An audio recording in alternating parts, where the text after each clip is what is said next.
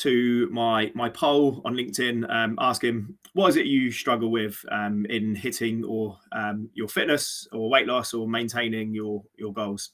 So look, you answered nutrition. So what I thought I'd do is make a video that will hopefully give you some help, some thoughts, and some clarity to help you hit your goals going forward. So right, without further ado, let's get going. So nutrition, right?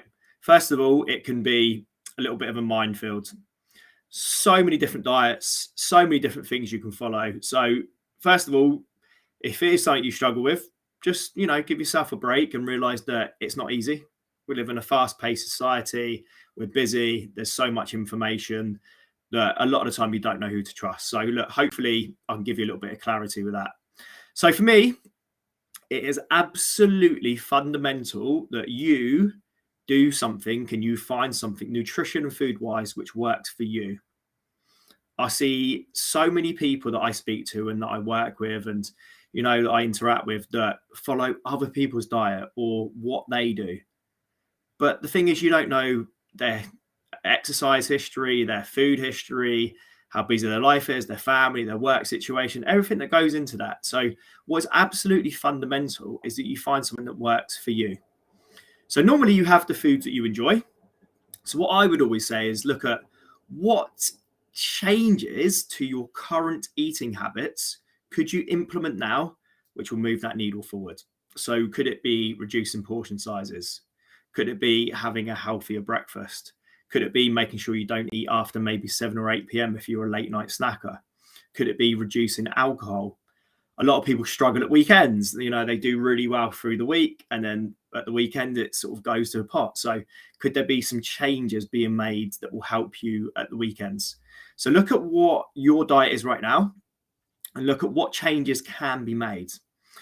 And only make a few changes as well, because again, what people do is they do this all or nothing approach. So they give up everything they enjoy, chocolate, crisp, alcohol, and then after a week, they're miserable because it's not sustainable and it's not enjoyable. The food you eat should be sustainable. It should be enjoyable. And going on to that point, find something that you're going to be doing in 6 months, a year, 2 years, 5 years, 10 years time. Because if you're not enjoying it right now, if you're doing it and it's not sustainable, there's no way you're going to do it in 6 months, a year, 2 years, 5 years. You're going to finish the diet and you're going to want to go back to your normal eating habits because those behaviors are really actually very difficult to shift.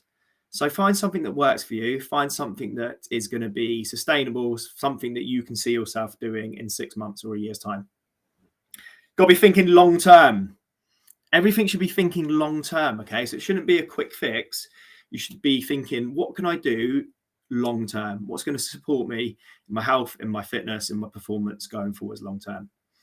Other thing I would do is look to allow some flexibility into your food. I have a flexible eating approach with myself. I have a flexible eating approach with my clients. So if I fancy having a pizza on a Tuesday night, I'm going to have a pizza on a Tuesday night. If I fancy having a few drinks at the weekend, I'm going to have a few drinks at the weekend. Having a flexible eating approach takes away all the guilt. I don't have to feel guilty about eating certain foods because certain foods on their own actually aren't that bad in moderation. It's just when we fall off the track and that leads to more overeating and that can escalate. But certain foods in isolation are absolutely fine. The more you restrict them, the more you want them. So allow some flexibility in your diet. And I tell you what, you're going to feel so much better for doing it. And it's going to remove a lot of the guilt and a lot of, I can't have that. Because as soon as you say you can't have it, you absolutely want it. And I guarantee it. So allow yourself some flexibility. Of course, look, there's some things that you can implement straight away. Making sure you're drinking enough water. Making sure your foods are coming from whole foods, fruit, vegetables. If you're eating at home, you should be looking at filling up half your plate full of vegetables, half carbohydrates, half protein. There's lots of different things you can do.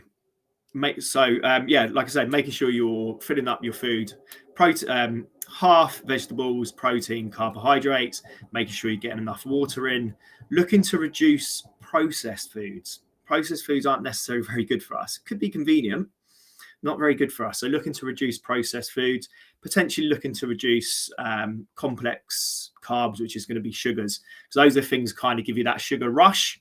because maybe you're a bit tired and then your energy comes crashing down. So look, in summary, you have the foods you enjoy eating. Look at what changes you can make there. Look at eating, drinking more water. One thing that's fundamental and most people undereat, look to add more protein into your diet. Eat more fruit and veg. I guarantee if you do those 3, 4, maybe 5 things, it's going to move the needle in the right direction in a really big way.